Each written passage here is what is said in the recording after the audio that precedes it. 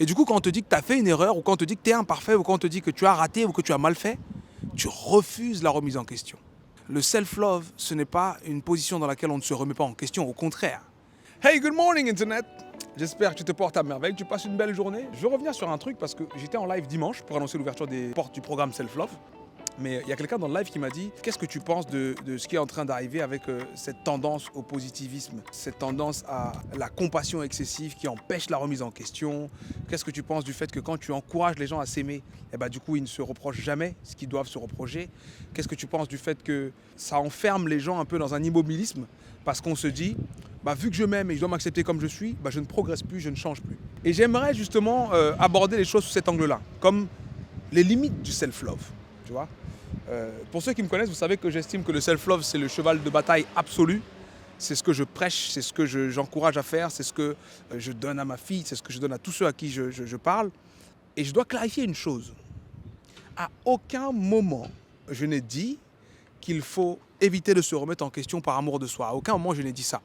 Par contre, ce que je dis, c'est que quand on s'aime vraiment, on s'accepte et du coup, on est honnête avec soi-même.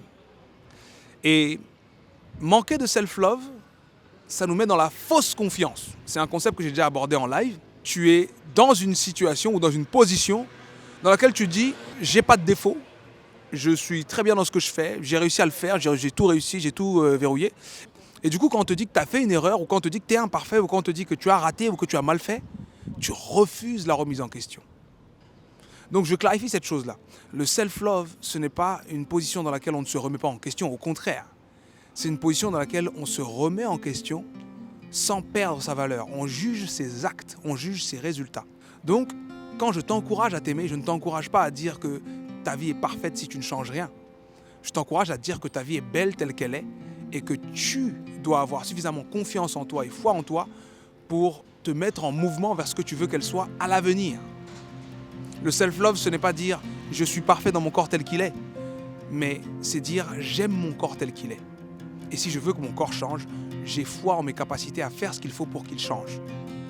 Le self-love, ce n'est pas dire ma vie est parfaite telle qu'elle est, je ne vais rien changer.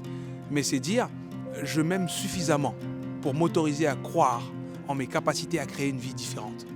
C'est quelque chose que je voulais absolument clarifier. Et d'ailleurs, je t'invite à venir me rejoindre en live mercredi, donc le mercredi 3, demain au moment où je tourne cette vidéo. Et on parlera des limites du développement personnel. Notamment celle-ci, qui est celle qui dit dès lors où tu sais te satisfaire toi-même de ta situation, tu n'as plus besoin de changer, tu n'as plus besoin de rien faire. Ça, ce n'est pas vrai, ce n'est pas mon message et je ne veux pas qu'on me confonde avec ce genre de message. Ce que je veux, c'est que chacun vive la vie qu'il mérite. Je veux que chacun puisse avoir confiance en lui, puisse s'aimer, mais surtout puisse faire ce qu'il est appelé à faire. Et ça, c'est aussi répondre aux challenges que la vie met devant nous. Ok ? Donc c'était un petit message comme ça, j'espère que ça vous plaît, que ça vous parle, que ça vous motive. Il fait très beau dehors. Je ne pensais pas qu'il ferait même aussi chaud. Je suis trop habillé pour la situation, je pense. Mais bon, la vie est belle telle qu'elle est. On en profite.